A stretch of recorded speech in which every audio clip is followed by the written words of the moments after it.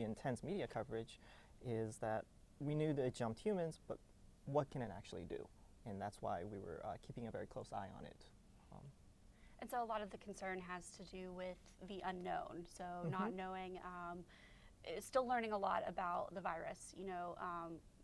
We're seeing that there have been, several thousand deaths around the world, but, we also know that it's not spread as much as it will spread. So I think the concern is people there's things that we don't know about how it will behave and continue to affect people. Yes, but so that was at the beginning. Now we have a pretty generally a pretty good idea of the symptoms you expect to see. So they can range from mild to very severe depending on a person's health. And that's the other component of it, is that we know the symptoms are mild in the sense that they're common cold symptoms: fever, sore throat, cough, things like that.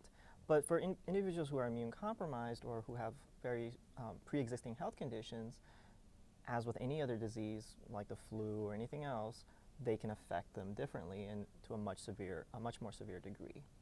So for people who we are seeing, struggle with this, we've seen, I think, the reports of the deaths in the U.S.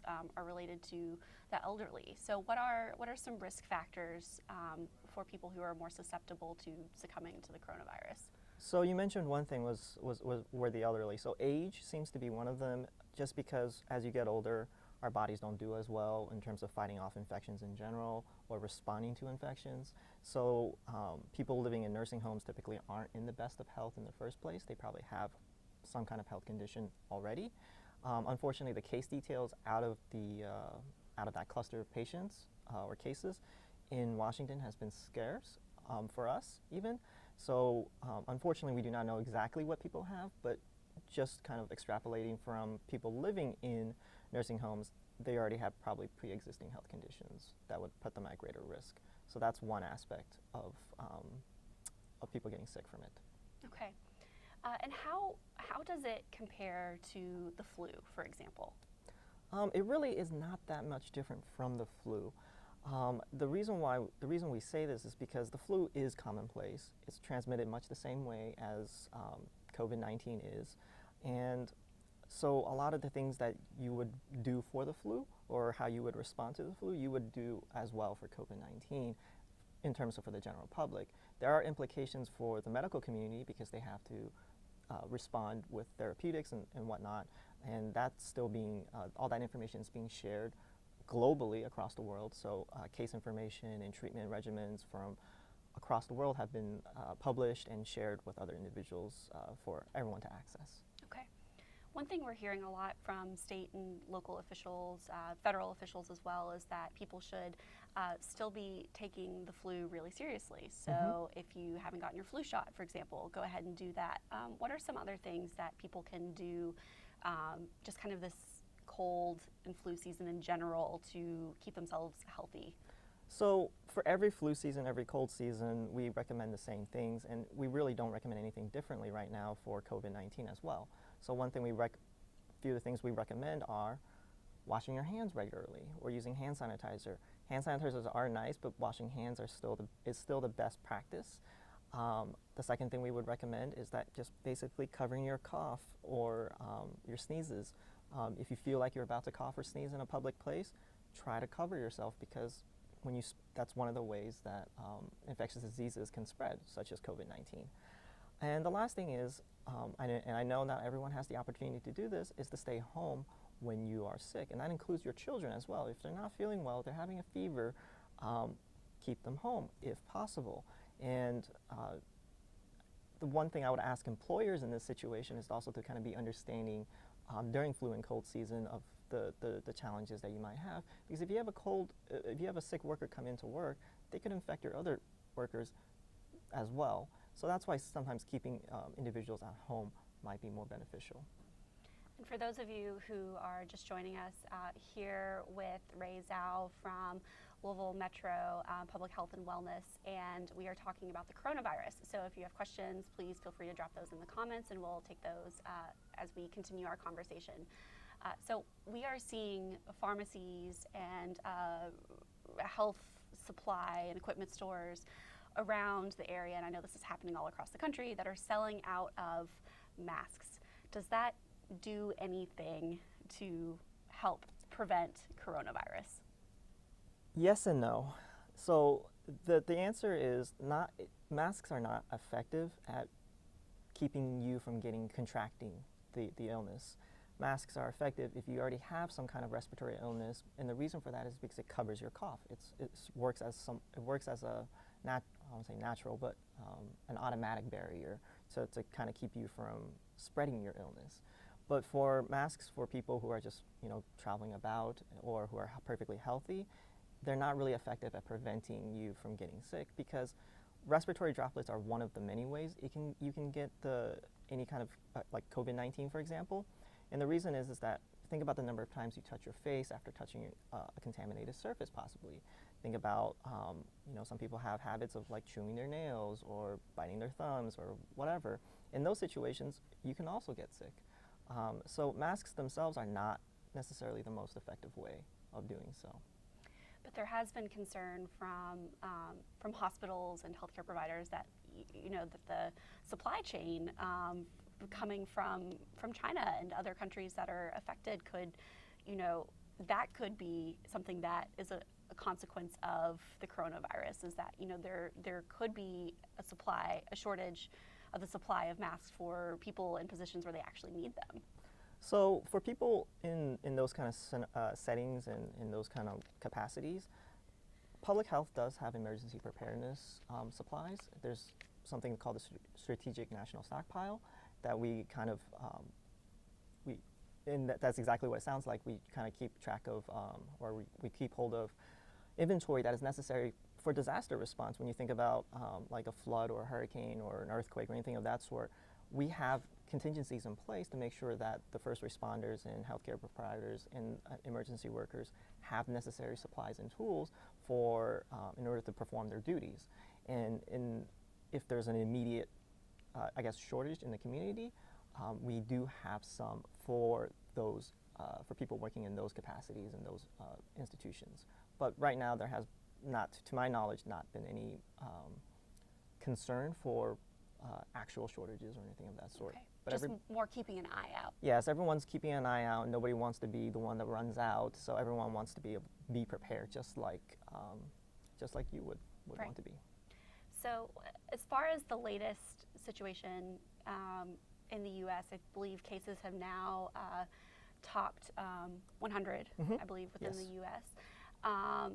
And we are seeing them in more states, but we have not seen one in Kentucky. No, we have not. So what is, as far as you know, the latest situation in Kentucky? We have at least one Kentuckian who's had a test result sent to the CDC, and we also are hearing that Kentuckians are signing these voluntary monitoring agreements with the state. Can you tell us what those are and what we can kind of expect to see with those? Okay, I'll start with the voluntary agreements. So those are voluntary, restrict movement agreements, in the sense that these individuals are coming back from either affected countries, meaning like places like China, Iran, and stuff like that, places like those, where we try to ask them to self-isolate for a period of time. It's not that they're symptomatic necessarily, it's just one of the best ways to keep community transmission from occurring is if you isolate yourself.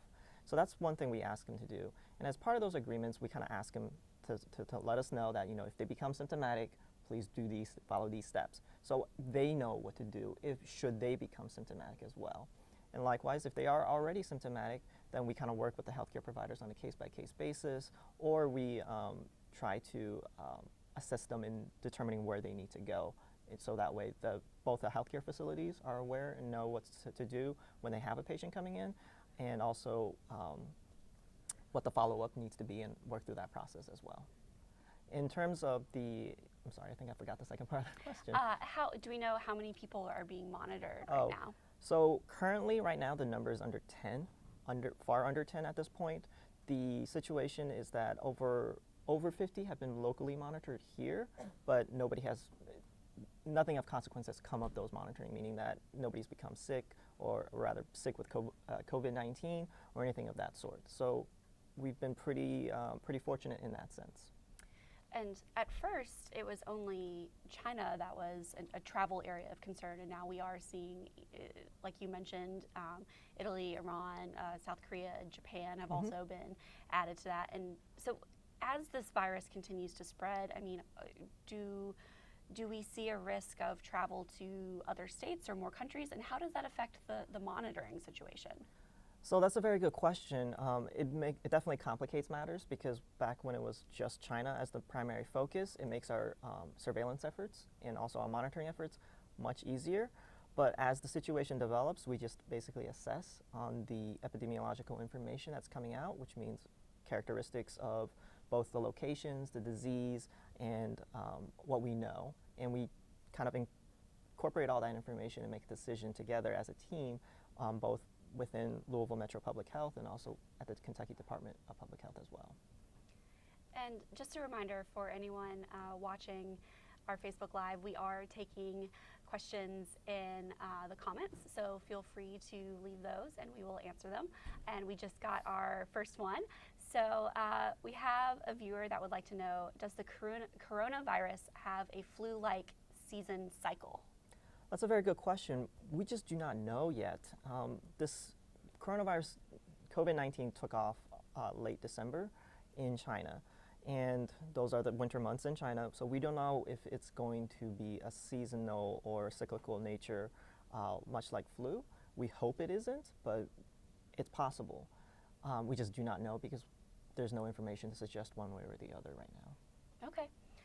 And just to go to some questions that we got from Twitter prior to starting this Facebook Live, are tests available and will they be free?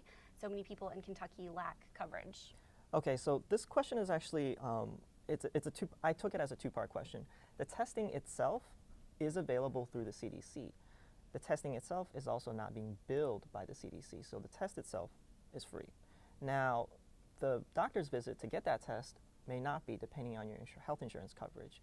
And my recommendation our recommendation, for individuals who might not be covered is to visit a federally qualified health center like a family health centers, which are kind of spread throughout the city, and either try to sign up for Medicaid that way, and they will kind of navigate through that process with you, depending on your situation.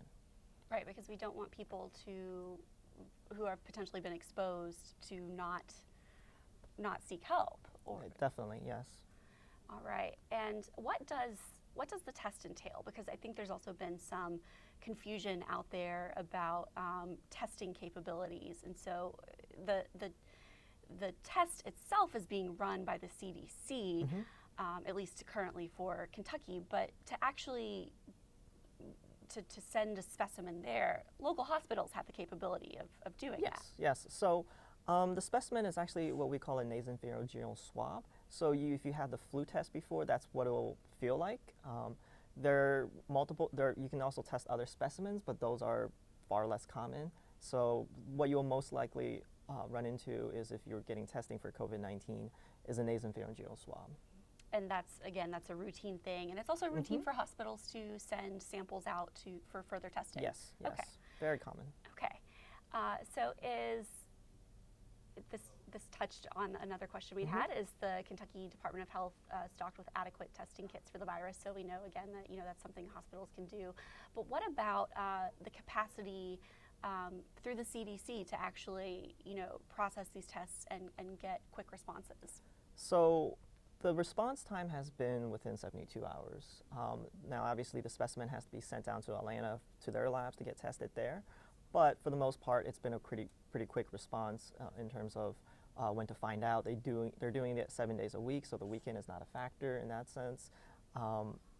But yeah, so in terms of overall capacity, the CDC does have it. It's not as expanded as we would like, but it's something that we are working around and working through. And Governor Beshear said last Thursday, I believe, that they are hopeful that they will be able to do testing in the state lab in Frankfurt. Yes. Okay. So they're currently working on that to the best of their ability, given all the struggles that every public health lab has had to deal with, and hopefully they're close. It's my understanding that they were getting close, but I have no idea actually how close. Okay. So if a patient suspects that they may have been exposed to COVID-19, who should they contact? If they suspect that they've been exposed to COVID-19, they can call us at the health department, or they can call the state health department, or talk to their medical provider and walk through that process with them as well. What we try to encourage is that they try to call us before they go to someplace, and the reason for that is if there's some kind of respiratory issue with you, not necessarily COVID-19, there's an infection control perspective from both the healthcare facilities and our concern as well. So call us or call the health department, the state health department, excuse me, in terms of how to proceed in that scenario. Okay. And this person asks, would primary care physicians and hospitals have adequate instructions on how to proceed with testing? Yes. So the one thing that CDC has been one of the few things that CDC has been really clear on from the very get-go was how to submit specimens, how to collect these specimens, how to store them, how to get them to them, and all that stuff. That's all found on the CDC website. It has been there since the beginning of this outbreak in China, really, when we started paying really close attention to it. So all the guidance is on the website, on CDC's Coronavirus 2019 website. Okay. And we have another question from our Facebook viewers. Thanks for sending that in. What do I do if I have a fever and cough and I visited one of these countries? So if you're symptomatic and you have visited these countries, call us or call the state health department would be my recommendation right now. We will go through a screening process with you in terms of determining what we need to do and how to respond. And there's many factors that come into play here, and we'll work through that with you. And what is the screening process? Because for example, I spoke to a physician yesterday who said, there's kind of two sets of factors that we're looking at, right? Like, do you have the symptoms, and then do you have the epidemiological risk factors? So can you talk to us about what kind of the steps that we go through to identify? Sure, yeah. So the symptoms are just your basic clinical symptoms: fever, sore throat, cough, and any other symptoms that might be clinically relevant. And then the epidemiological factors is basically at this point travel history and exposure history. So the travel is where were you, when did you go, when did you return? That's one thing. The second part, the exposure history is, were you around anyone who was a confirmed case of COVID-19? And this matters for people who were on the Diamond Princess cruise, for example. They didn't really travel anywhere, but they were on a cruise where there were confirmed cases, so that would qualify them as well. Okay. Another question that we got from Twitter ahead of time: at what point would, public health or government officials consider recommending more extreme mitigation measures like shutting down schools and banning large public gatherings? So that is considered a very extreme form of disease transmission control. And should the situation approach to that, to those levels, we would basically look at all the information that we have. We would work with our community partners and also with all the partners and stakeholders in the community to kind of figure out, is this the best measure, is this the only measure, and so forth and so on, and come to a consensus together in terms of figuring that out. And I suspect that question is probably on people's minds. We have, of course, a lot of parents who wonder about what happens if there's a high sickness rate in schools, and then also there is a little horse race in a few months that is quite an international event. So so as far as you're concerned, we are very, very, very far away from shutting down Derby. As of right now, yes. Good to know. It's not on our minds right now. All right, we have another question. We have a river cruise planned mid-April from Budapest to Nuremberg. Should we go? That's hard to say. And the reason why I say it's hard to say is by mid-April, the situation can look very differently than what it currently looks like. Community transmission is a thing in certain parts of Europe, but whether it's going to happen on that cruise, it's going to be hard to say. You can't control the travel, who's coming up, going to be coming and going on that cruise. So my official recommendation is that I really do not know at this point. It's hard to say for a trip that far out. And also because the situation is, rapidly changing as well. Exactly, yes. So we've seen, cases are slowing down in China, but they're being identified at a greater rate, outside of China now. So it's changing very quickly. Exactly. So that makes it very hard to make any projections and forecasts for recommendations for any kind of thing that you want to do in the summer, or even just next month. Even next week is hard to tell when you think about the situation, what it looked like in America a week ago versus what it looks like now. Right. Are there any myths or misconceptions or anything going around that you've seen about coronavirus that you'd like to sort of set straight while you've got an audience with our viewers? Yes, so the first thing I want to say is please try to get your information from reliable sources. And I say that is because the World Health Organization already observed a lot of misinformation that's going around on social media at the start of the outbreak. So one of their pleas is that we need to vaccinate against those types of misinformation. One of the things why that matters so much for us, because it takes energy and resources away from our ability to respond, to have to address those kind of myths and misinformation. One example is garlic. Garlic was touted as this medication for coronavirus when the outbreak first started in Southeast Asia and South Asia, and World Health Organization actually had to spend a fair amount of resources to kind of try to dispel that myth instead of trying to respond to the outbreak itself. All right, so no taking garlic for the Yes. for the coronavirus, but again, do wash your hands. Yes, please wash your hands, please cover your cough, please stay home or keep your children at home if they're ill. And that applies for every flu and cold season, COVID-19 or not. And if you haven't gotten your flu shot, you recommend doing that. Yes, please get your flu shot as well. All right. Well, thank you so much for coming by the Courier Journal and having this conversation with our viewers about coronavirus. We will continue to have more coverage on the coronavirus in Kentucky, or rather not in Kentucky at this point, on the Courier Journal's website. So thank you so much. Thank you for having me.